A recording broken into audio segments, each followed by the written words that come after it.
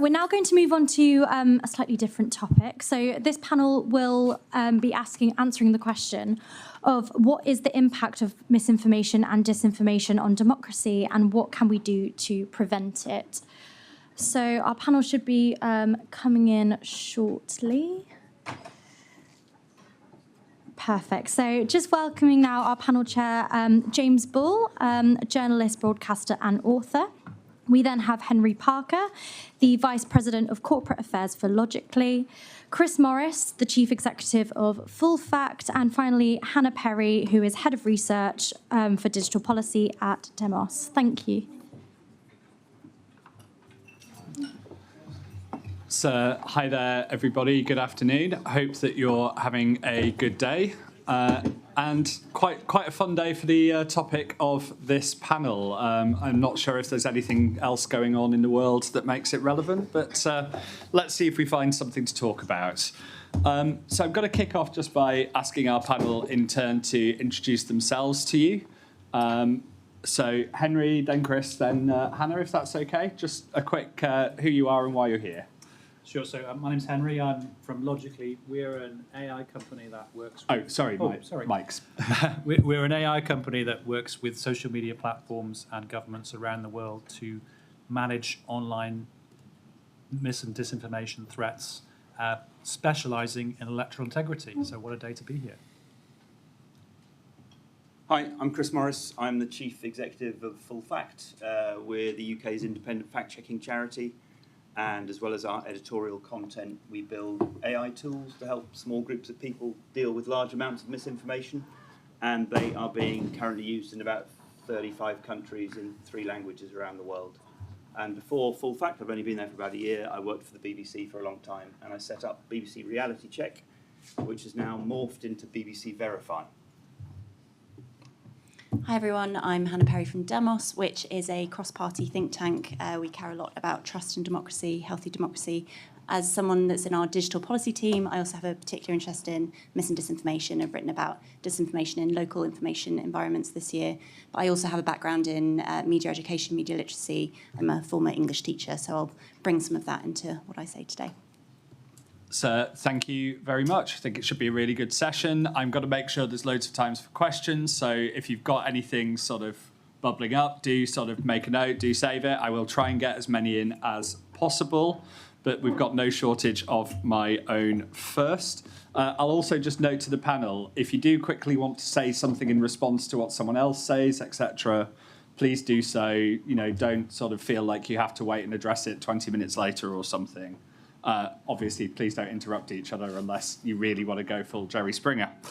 So I'm going to kick off. I'm going to ask Chris the first question, and it's essentially the scene setter. You know, what are the significant ways in which misinformation and disinformation undermine the democratic process? And is it primarily a risk during elections, or is there a broader risk? Thanks, James. I mean, where do you want me to start? I mean, number one, misinformation is not new. The Trojan horse, it's full of people. This has been around for a while. So that's one thing. But we're at a very particular point, I think, in kind of the evolution of human beings sort of and information. And we're rapidly approaching a place, or we're in danger of rapidly approaching a place where a majority of people no longer believe anything they read or they see or they hear. And that's basically how mis and disinformation undermine democracy. Because if people don't believe anything, they don't trust anything. And if you have no trust, you have no consent. And that's a problem for politics at any point. I mean, it's a problem for politics every day. But I guess it becomes particularly acute during elections. I suppose our election this year, it was less acute because if you are someone who wants to try and undermine an election by spreading mis or disinformation, you're probably not going to do it in an election where the government has essentially thrown in the towel about 3 weeks before the election takes place. I mean, there's just not much point in doing this. We still thought that there was a potential for misinformation in the UK election in specific constituencies, which were really close. But actually what transpired was very little, as far as we could tell, and I think The internet platforms saw the same. You probably saw the same thing. There was very little organised attempt to undermine the election, partly because it probably wasn't worth it. It's obviously a different thing if it's an election which comes down to a few thousand votes in Georgia or Pennsylvania or somewhere else. So I think there is vulnerability there. And essentially what happened is that misinformation creates mistrust and disinformation encourages doubt.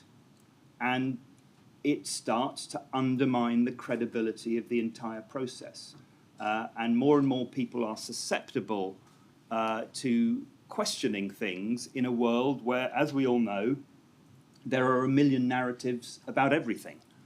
I think it's good that we moved on from a point where information was handed down like sort of tablets of stone from the mountain by, among others, my former employers at the BBC. Skepticism is good. It's good that people ask questions. But we've come to a point where there are so many narratives, it's really difficult for many, many people to ascertain which are the ones they can trust. And that, briefly, yes, it's certainly a problem during elections, but it's a big problem for democracy in general, and actually for businesses, if there are any businesses in the audience, because if there's no trust, no one's going to trust your brand either. So one follow-up on that from me before we move to the next speaker.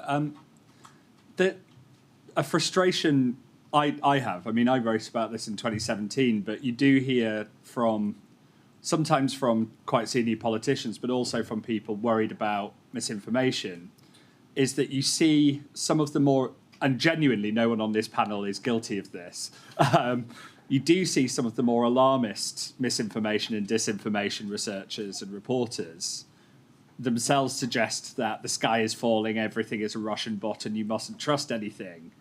And actually, I've heard tech execs say this as well in the big four. That is as damaging to trust as the actual misinformation efforts.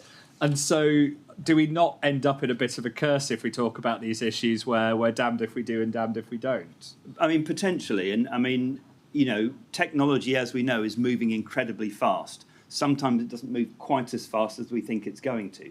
So when the election was called in May, within 24 hours, I'd done interviews for Sky, the BBC, ITV News, all asking exactly the same question. Is this going to be the Gen AI election where democracy falls? And my answer, fortunately, consistently, was that you will experience more misinformation in this election coming out of the mouths of real people and real politicians than you will from any Gen AI and from any bots. So yeah, you can catastrophize as well, and that's unfortunate. But let's face it, we're in a battle. The bad guys are winning at the moment, and I think technology has enabled the spread of all sorts of bad information, but also technology has to be part of the solution. If I could just add to that, I think you hit on a really important point there, James. A lot of the time when we talk about this subject, we talk about the incentives that those who monitor disinformation might have to cry wolf. And we do see instances of that. There are incentives for organisations who, dare I say it, have designed technology that spots disinformation or identifies patterns around it to say, our tool is brilliant, look what we found, and announce some giant bot army. That does happen at some very sensitive times. And unfortunately, there is a propensity, not for you, James, but for certain outlets to report that quite extensively. And I do think that does a disservice to what we see as actually a discipline and a system of observable behaviours that exist around how disinformation works. Because this is not a content problem half the time. It's actually a behavioural problem. It's actually the ability to spot when someone is intentionally manipulating public opinion. And that is what we should be looking for really here, not the headline that, say, big disinformation quite often will want us to write about. Thanks. And I'm going to come straight back to you here with, there is a whole just regular how much misinformation comes from politicians, comes from old school media that is not especially relevant for something like the IGF. When we talk about online misinformation and disinformation, you've got garden variety hoaxers, con artists, sort of pranksters, but we tend to be particularly worried about what we call state-sponsored disinformation efforts. What role do they play? What kind of activity do you see in your work with them doing? and sort of how do democratic societies protect themselves? And just to throw an extra thing, since it's too easy, what's the sort of business and the tech role in that? How much of it is their job versus someone else's? Okay. So if you look at the objectives that most state-sponsored campaigns that we see are, they are not about changing the results of civic events. So a lot of the commentary around, say, the recent elections around the world and the concern there has been around the role that AI might play in them has been about whether somebody might use AI to change the actual result. And I think that is never what states have really intended with disinformation, whether they use AI or not.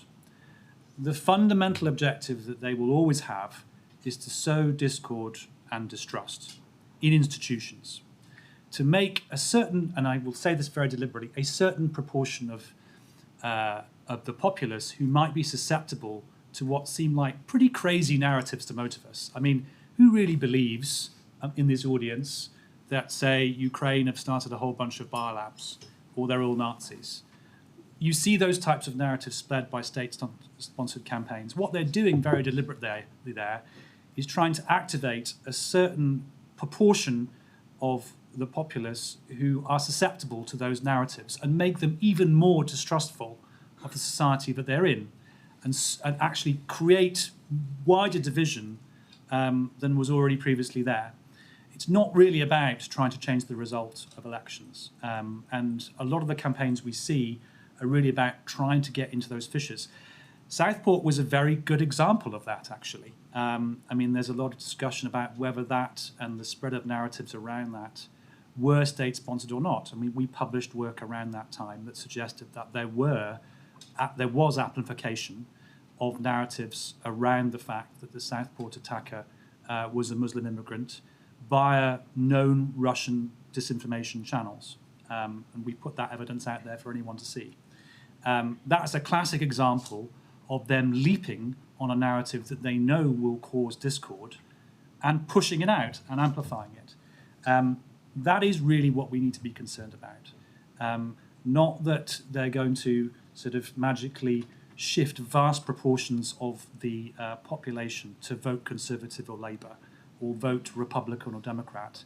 How are they going to make people who are already really distrustful of the society they're in even more distrustful, and through that break down the wider civic integrity of the state?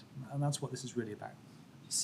And just because this tends to get discussed less, what have you seen of the challenges for sort of companies and sort of independent checkers when the disinformation is often coming from the government of the state itself? Mm-hmm. So rather than, a Russian disinformation op aimed at the UK or the US, you might have a domestic operation within India or within Hungary or somewhere else where it's sort of either overtly or tacitly approved by the government, because we have seen a lot of complications in those kind of information environments, and also more environments becoming like that.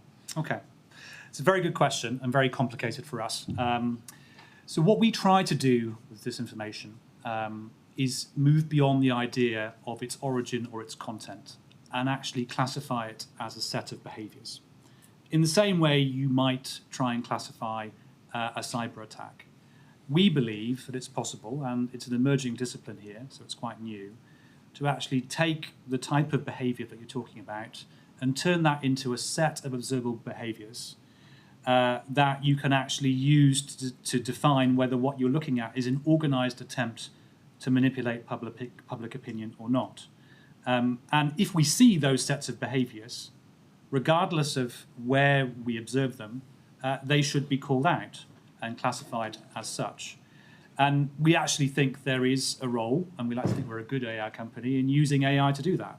That's what we build AI to do, to look at the information system, find those observable behaviours, and actually enable a qualified analyst to make a judgment about whether they're looking at an organised effort to buy Taylor Swift tickets by a bunch of fans, or an organised attempt to spread a certain narrative on an online platform by a government. When you get into origins, it becomes very tricky. What we do try to do in those situations is just set out an evidence-based argument why we think there are a set of behaviours that we see that are analogous to other influence operations we see around the world, and just try and let the evidence speak for itself on that front. So thanks, and sorry, I appreciate it. I was going to say, that was a sticky wicket of a question. They all are. It turns out there's no really easy sort of underarm throws. Also, just briefly, sorry to the people over here. I cannot look at you and look at the panellists, so I'm not shunning you, I promise. You haven't done anything to upset me. So, Hannah, I think you might have the absolute prig of a question, unlike the softballs they've had. But, you know, on both the technological and the policy side, there's real sort of tensions here in that there's a lot of something must be done. We must regulate social media. We must regulate big tech on the policy side that could very quickly turn into sort of actually regulating political speech and general speech, especially because, you know, as people know, the law might go so far, but compliance and policy, especially if the law's got teeth, will go further. So you've got a policy challenge there, but you also just have a straightforward what the platforms do technologically themselves. And Facebook has sort of received surprisingly little scrutiny for just deprioritizing all political content across all of its platforms in its home country and during a crucial election, but pretty much globally. That's got less attention than Jeff Bezos choosing the editorial line of a newspaper he owns. And so, you know, in this weirdly, despite all the sort of coverage, under-scrutinised world, how do you find the trade-offs, both technologically and in policy terms, so that these allow this speech without the harms of it? You've got 2 minutes. No. So how do you balance the trade-offs of freedom of expression and then also tackling and trying to disinformation? tackle the misinformation, disinformation problems? Got you. So I think, firstly, I find it really helpful to remember that freedom of expression is also tied up with access to information. And I think something that is often underexplored in this discussion is the importance of having access and prioritisation of good quality information.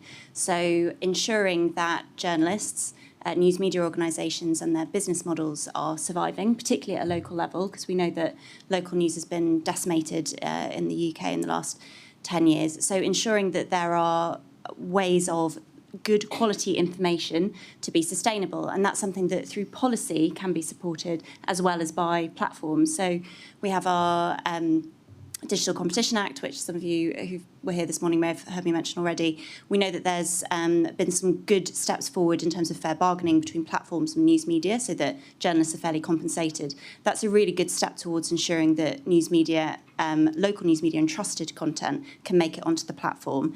But I think there are other steps that can be taken to ensure that users can see that content and that the sequencing or the ordering of that content is thought through so that good quality content is given a greater value relative to poor quality content. And part of that is thinking about things like media literacy by design. So just to move it onto a topic that I particularly love. And that's thinking about ensuring that our platforms are really thinking about what cues and support they can offer users to check and scrutinise before they produce information, but also how they scrutinise the information that's there.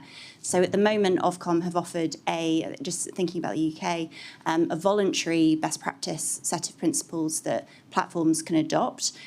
We might think about, once we've learned about what measures are particularly effective, through that this becomes more of a mandatory. There are steps that can be taken on a mandatory basis. But one of the options in there that platforms could be thinking about are the measures that can be taken, particularly during elections. And we know that we saw this during the Capitol insurrection, platforms taking choices to switch to different algorithms. So moving away from engagement-based algorithms, but more towards algorithms that are responsive to the fact that there is a crisis, there's a real threat. So deprioritising poor quality information or information that they know is inciting violence, and enabling good quality information to be prioritised. We know those measures can be taken by platforms. We also have seen algorithms algorithms, bridging algorithms that can serve diverse information and can prioritise different types of information for users. But at the moment, we are not seeing platforms adopting them at the right points. And so the question for us is, how do we regulate or enable or ensure that those mechanisms are brought in, combined with media literacy by design and also the funding mechanisms for good quality information so that it can get there? I mean, outside of Demos, who I know have pushed on this for a while, a lot of the focus when you talk to policy or regulation has been the negative side of how do you stop them doing the bad. I mean, this sounds like it's coming quite close to something a bit like public service broadcasting requirements, which exist in the US for network television as well as in the UK for this. But do you think we are hitting the point where you might need a requirement for something like a major platform to say, actually, you don't get to opt out of sort of serious policy discussions? I'll throw it back to Hannah, but I'll bring it to you sort of after. I mean, something that we've been exploring is what we call the must-carry duty, which does apply to broadcasting. So where you've got good quality or public interest information, that's something that at the moment for TV broadcasters, they are mandated to ensure that that's got eyeballs. So if something like that could be applied to platforms on a legal basis, then that's something that we think could be really positive, but something we're still exploring.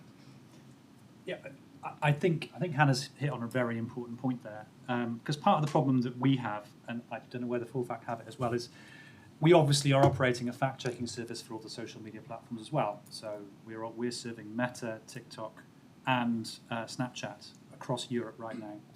We'll do all these fact checks. We have no idea what they might want to do with them, and they have no obligation to do anything with what we give to them. So it's very unclear what obligation there is to do something with a third-party fact check that an organisation like us might do.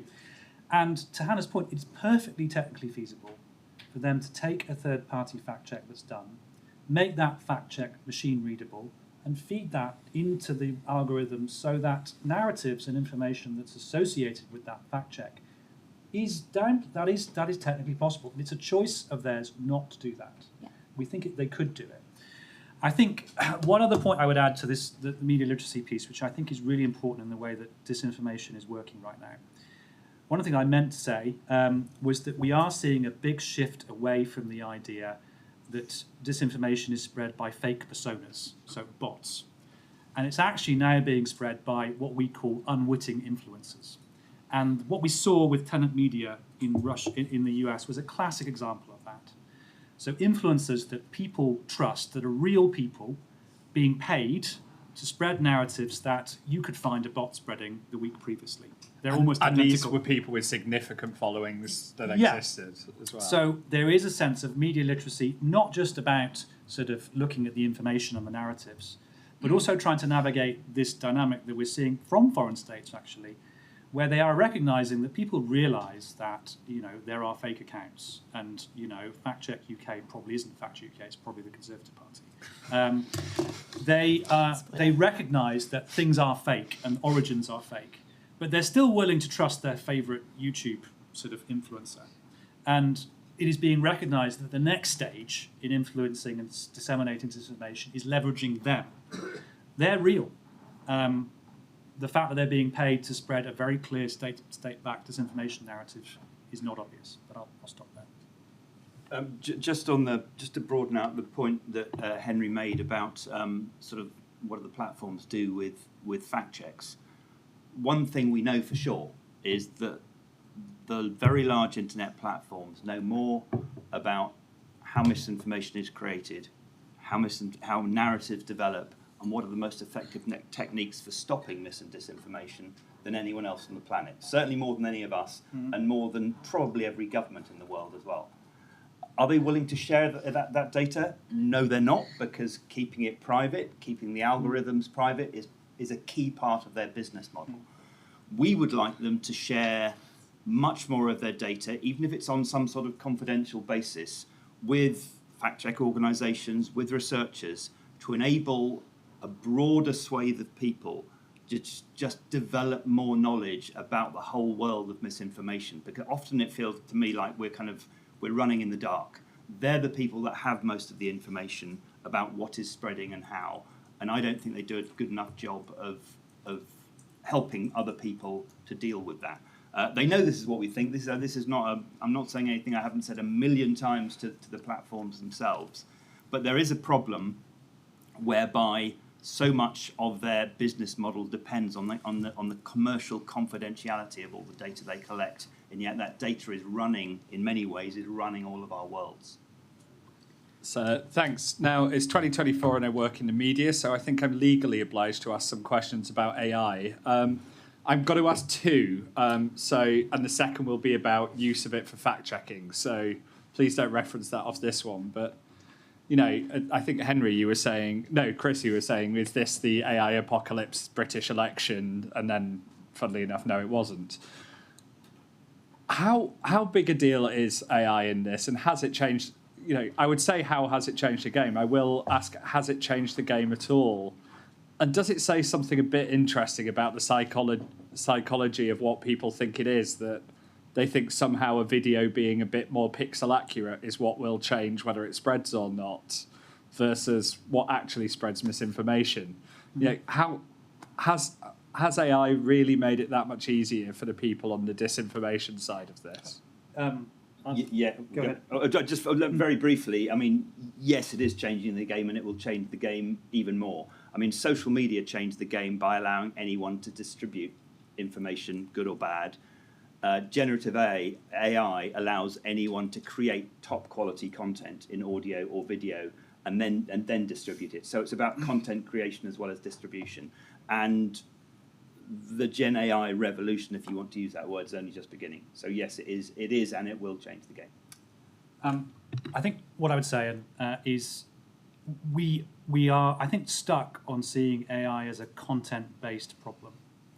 And I think what we're missing here, because Chris is right, we worked in the Indian election. We flagged 224 pieces of electoral disinformation there. Only 8 of those were AI generated. Most of them were made with Photoshop and some like dodgy video editing software. I think the very good report by the Turing Institute recently that confirmed that there were 11 confirmed cases of AI generated viral electoral disinformation. That was only publicly reported.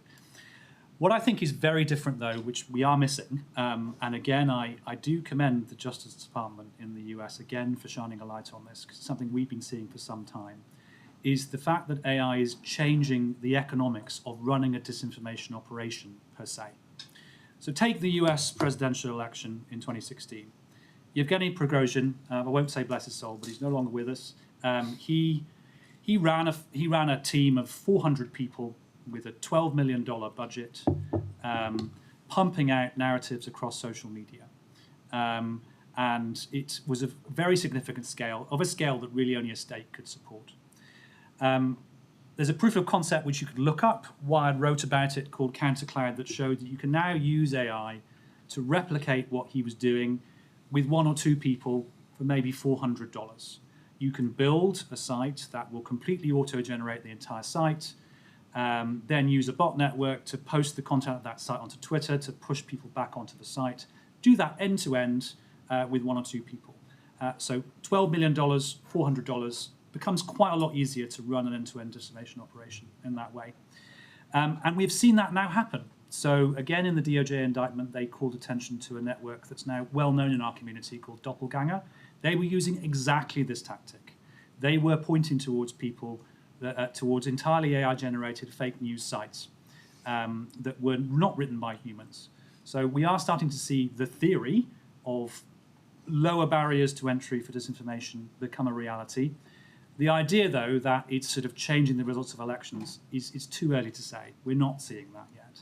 What we are seeing is new ways in which to run operations that were previously far more expensive to run. And I think that's probably where I'd stop. Did you want to add anything on this one, Hannah? Or no? Nope.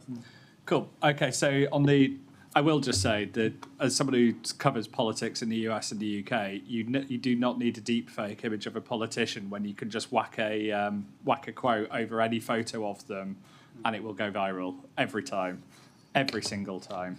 So even Theresa May, I spent about 3 years debunking that her husband owned G4S, entirely in vain. So a liar's always been able. Sorry, James. I was just going to bring a slightly different point in, just on the topic of generative AI and its potential impacts for mis and disinformation for democracy. I think one thing that can be difficult to trace, and Henry, tell me if this is true, but the level of mis and disinformation that's shared via private channels, and the impact that can have on disenfranchising or demotivating people from standing for election, particularly potentially local elections and so on, because of people feeling threatened or by images, if their images or things that have been made publicly available are being used in a deep fake. And what I'm thinking about is particularly women and women of colour who are disproportionately affected by deep fakes, particularly as we know that it's so often the majority of deep fakes that are created or outputs from generative AI find their way on onto porn websites. So just thinking about what is being shared privately is also something that's very difficult for us to evaluate at the moment, but I think it's something that we should be aware of in terms of what could be potentially occurring in terms of people not standing for election or being cautious about how they exercise their right to vote or discuss democratically online because of those threats. Something else to add? Yeah, in fact, there is a lot to say on abuse and freedom to participate, isn't there? It's a really good point. Before we sort of throw to the audience, I do know that several of you are involved in sort of trying to use AI, the lie can get around the world before the truth can put its boots on. How much can automation help the sort of tackling it side? So, are there any sort of promising approaches and technologies that you sort of folks are involved with that you just want to highlight here? Sure. So we, I wouldn't say this unless we were a company, but we have a product. It's called Logically Accelerate. And the idea of Logically Accelerate is actually to try and triage the information environment so that it is actually fact-checkable. Because one of the major problems we've got right now is there's an exponential growth in content and not enough people to fact-check it. And there never probably could be. The idea you can crowdsource all of this, I think for us, is questionable. So really, quality fact-checking will continue to be done by people doing it in a systematic and harmonized way. So in that scenario, how do you empower them to be more efficient so they can do more fact-checking? So what Logically Accelerate does is actually look across multiple social media platforms. And just imagine a scenario where you've got 1,000 videos on TikTok, and maybe 998 of those are of cats. 2 of them have got some really dangerous misinformation in. Currently, you'd have to go through all 1,000 of those to look for your dangerous narratives and potentially fact-check those.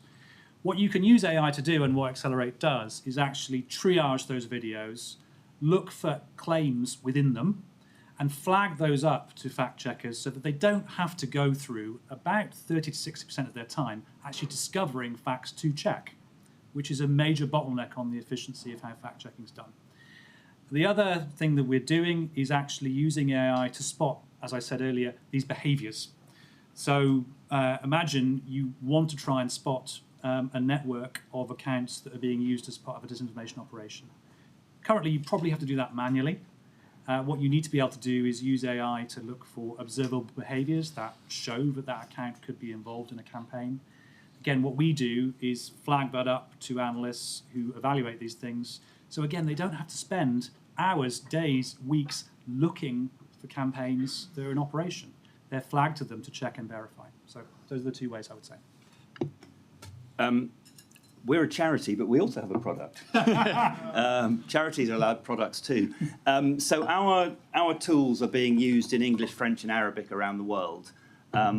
This year translated into Arabic, and they're now being used in some of the most difficult places in the world, Yemen, Iraq, Syria, to allow small groups of people to deal with the mass of information. So it's not dissimilar to what Henry described.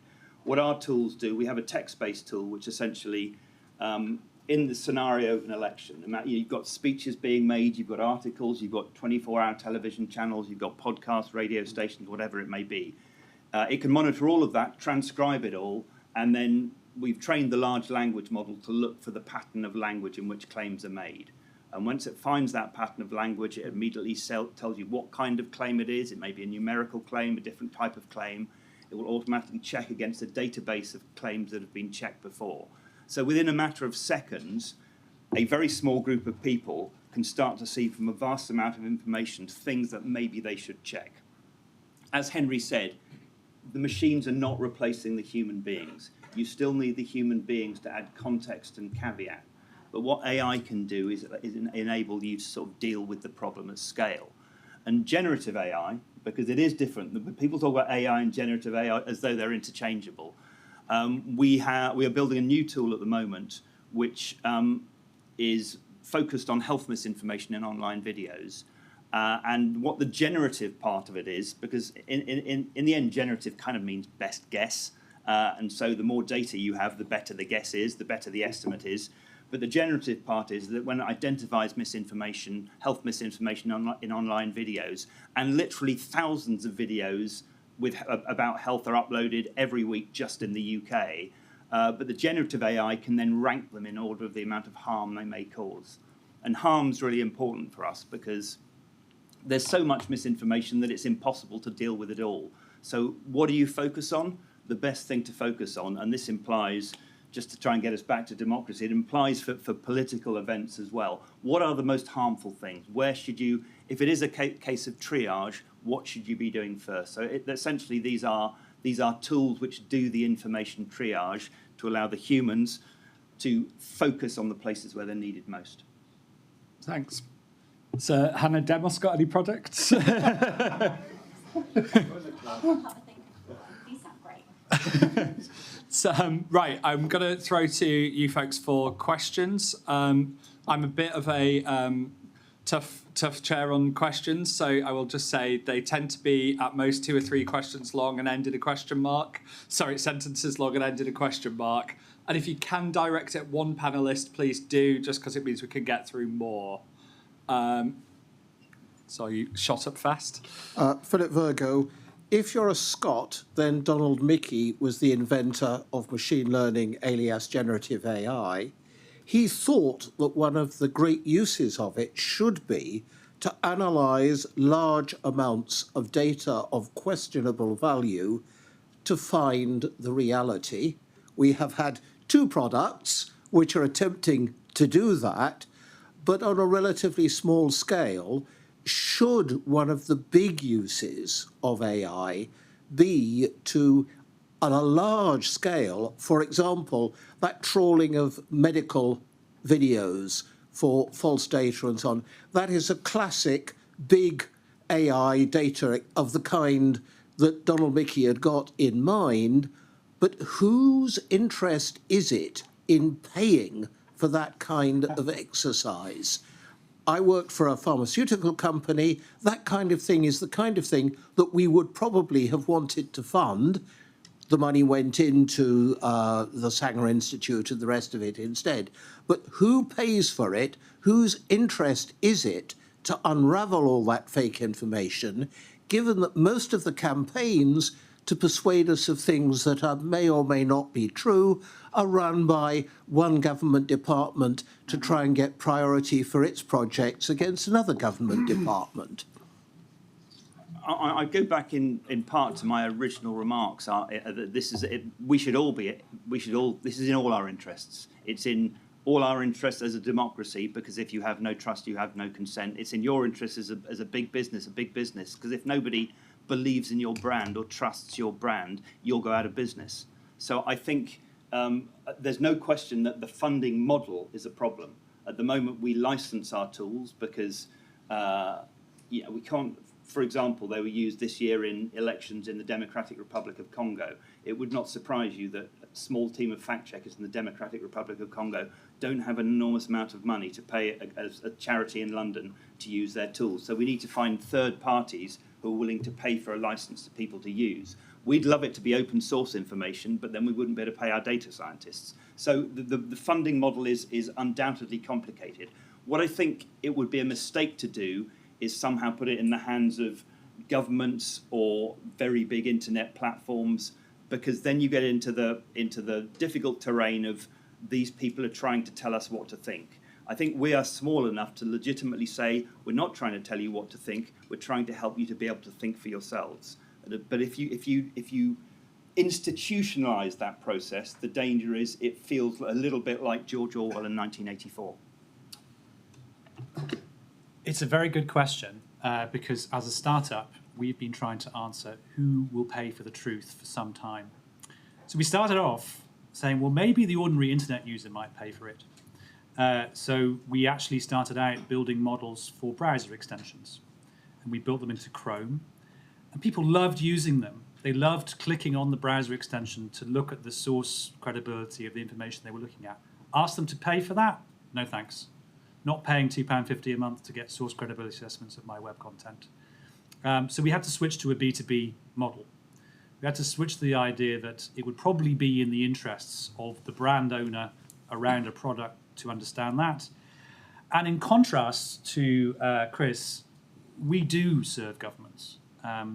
And we do see the largest market for monitoring the information environment and maintaining its integrity through democratic states.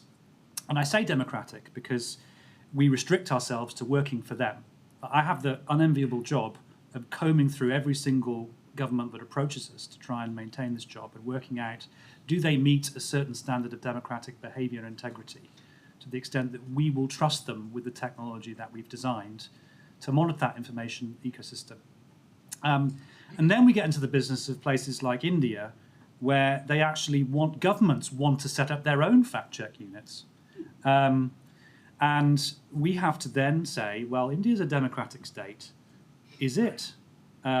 Which part of the Indian government is this? Do we trust them? Do we not?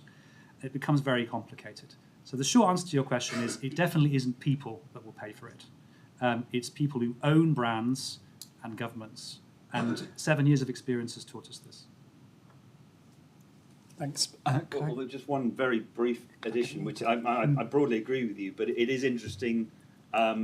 If only we could all emulate it. Wikipedia's model, Jimmy Wales, I believe still 90% of their money does come from you, me, and everyone else paying £5 a month, which is extraordinary, but it's very, very rare.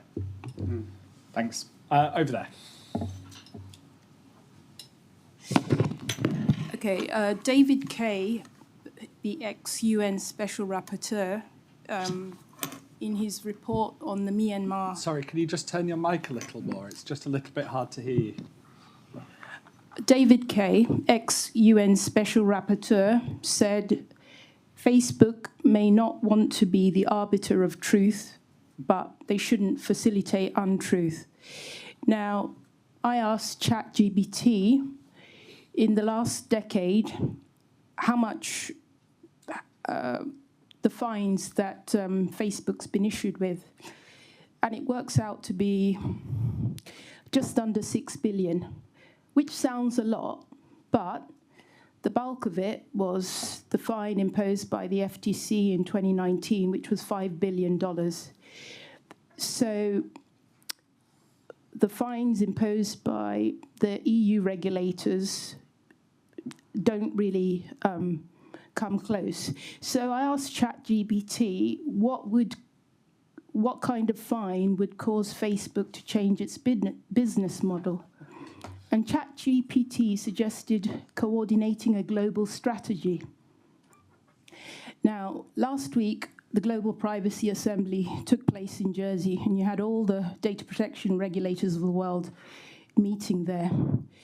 So why is it that nobody seems to have thought of targeting algorithm amplification, making it very expensive? You have the proprietor of Twitter inciting civil unrest in this country. The people who actually threw the matches, broke the glass, went into the shops, they're in jail. But the person actually responsible for lighting the match, nothing's happened to him. So he is responsible, according to Mariana Spring, for 16% of 3 billion views of disinformation. So that's intentional. So if you say that the fine should be directly proportional to however many views, that will work out to be 480 million. So even somebody like him would think twice. So make algorithm amplification very expensive. And regarding creating trust online, Audrey Tang, former digital minister of Taiwan, has created a thriving online environment where the citizenry of Taiwan, and that's 23 million people, are actively engaged. So distrust is not an issue there. So well, I can't pronounce the concept, but learn from Taiwan. So thanks. Hannah, is there anything there you want to pick up on? Yes, I might start with your last point first and then work my way back to your first one. So just looking at what we can learn from Taiwan and Audrey Tang. She actually came to speak at Demos quite recently, and her video is available on our Demos channel if anyone would like to watch it. She's an incredibly inspiring individual for what they achieved in Taiwan. And the lessons that we've taken from Demos there are looking at the benefits of engaging and encouraging better public participation in policy making, because that's what she achieved in Taiwan. It was creating platforms that enabled people to directly deliberate with one another over tricky policy decisions and trade-offs like the ones we've been talking about today. So that is something that we have advocated for heavily at Demos. We've written a citizens' white paper which has called on the UK government to explore more of these methodologies around enabling better public participation in policymaking. But what we are also exploring are better or uses of civic tech, so using platforms like Polis that was used in Taiwan. But there are other models that we're currently exploring, looking at things like Remesh or SciTech, which actually enable at scale publics to participate in deliberation with one another around really tricky issues. So that's something that we think should be used at a local level, potentially ideally replacing existing consultation models at a local level, but also at a national level, because one of the barriers to these sorts of processes is cost. And we think using AI-enabled civic technologies to facilitate discussion between members of the public over tricky policy issues will both help create better policy, but also build trust in democratic processes.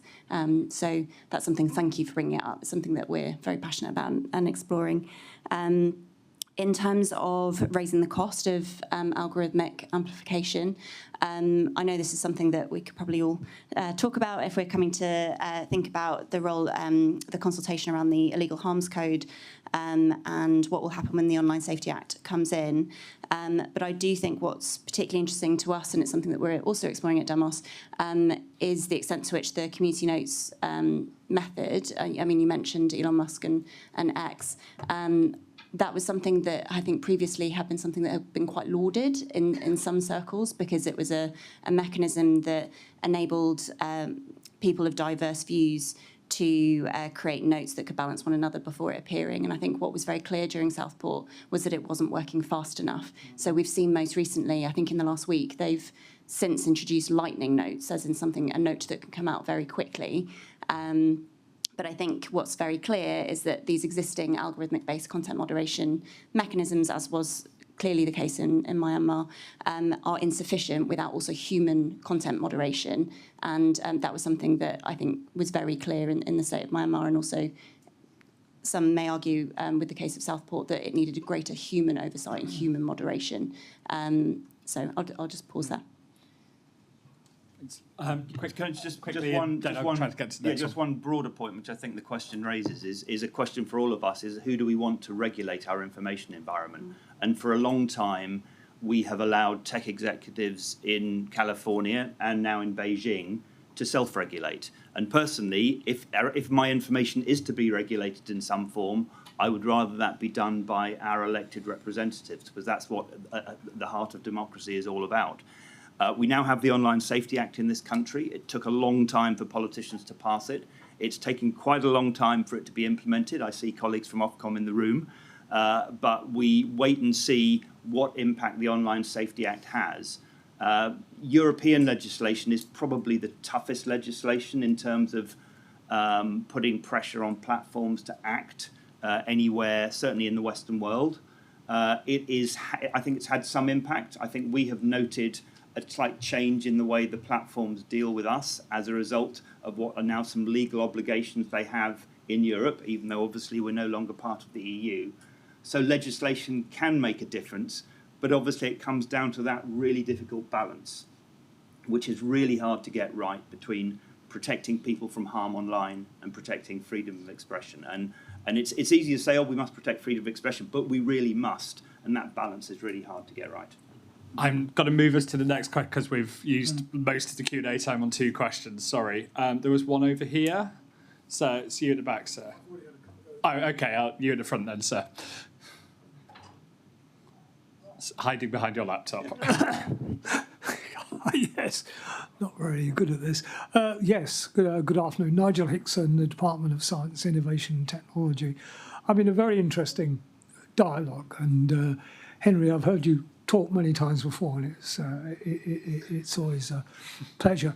The point I wanted to make was on what you said about the UK election, what we might be talking about in a few days' time about the US election, and about social influencers. And I think the media is quite good, and whether we're talking about BBC or other media outlets, is quite good at raising the concerns, is quite good at, if you like, noting that there could be misinformation campaigns here, that we ought to be aware, that we ought to look out, that we ought to approach things in a sensible way. But I think less good in reporting back, in saying what actually was the disinformation, what was the effect, was there a large element of social disinformation, or did it all pass fairly smoothly? And I just wondered your views on that as a panel. Thank you. Thanks. Does someone want to take that quite quickly, as I want to do one last question from the middle as well? Briefly, you're right, because I think part of the problem is that no one really knows how to measure what the impact was. There are various ways of doing it. You could think about it purely in engagement terms. You could think about it as many do, which is like, is the impending disaster that all this disinformation before the event pointed to, did that happen? And if it didn't happen, that's success. It's all been a damp squib. Why did we worry? And we've seen a bit of that with some of the elections that have gone so far, where the impending AI apocalypse for the election didn't happen, and therefore any risk that might happen in future is negated because it's seen that the alarm bell being rung before didn't result in anything. So I do think it's seen too simplistically. What we need to be doing is actually measuring engagement with the narratives that are circulated through the disinformation, looking at who saw them, and developing a quantitative means to tie back offline behaviour to those campaigns. And I pose that as a question because we've only been able to do that as a company in qualitative terms. So we can point to case studies that show, yes, there has been an impact. Because they're after the fact, they've not been reported, but you can do that. What we're missing really as a discipline, and I think would really help with the problem you're talking about, is some form of quantitative link between measurable online disinformation and then real-world instances actually happening post-narrative dissemination. That's not really been achieved yet, and only till it does will we be able to answer your question. It's going to have to be fast, but last question from here, because I nodded and said you'd have one. Neil Sharpley, Federation of Small Businesses. A very quick question on solutions. Businesses need the tools to self-help because Chris says that the government and he can't tackle all the instances of disinformation. The problem businesses have are twofold. Firstly, if they want to take action about disinformation such as fake reviews or fake brand articles or allegations against senior executives, they have to either think about using defamation law or malicious falsehood law, both of which are problematic and have high barriers to surpass. Secondly, they need to identify who the target is. Both of those procedures are costly and sometimes difficult. We need simple changes in the law that give us the right to take action and also to, without a lot of legal trouble, identify the person and overcome data protection excuses for not revealing who they are. Does the panel agree? So, I mean, you make it sound dead easy, but there's one or two hitches in it. Anyone want to very quickly take that sentence or two, or shall we let you have the last word? I think you just had the last word there. So can you join me in just saying thank you to the panel for their efforts there?